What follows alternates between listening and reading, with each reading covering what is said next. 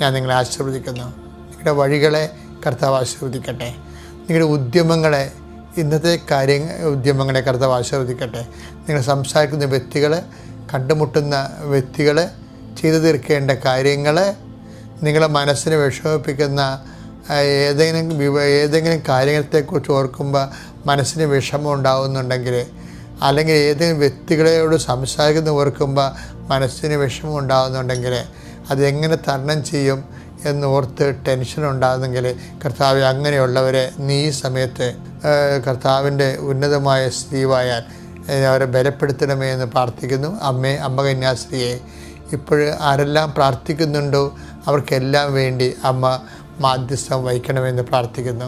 എൻ്റെ കർത്താവിൻ്റെ ഉന്നതമായ നാമത്തിൽ കുഞ്ഞുങ്ങളെക്കുറിച്ച് ആകുലപ്പെടുന്നവരെ സംബന്ധിച്ച് പ്രാർത്ഥിക്കുന്നു. ജീവിത പങ്കാളിയെക്കുറിച്ച് ആകുലപ്പെടുന്നവരുണ്ട്, ജീവിത പങ്കാളിയുടെ ജോലിയെക്കുറിച്ച് ആകുലപ്പെടുന്നവരുണ്ട്, യാത്രയെക്കുറിച്ച് ആകുലപ്പെടുന്നവരുണ്ട്.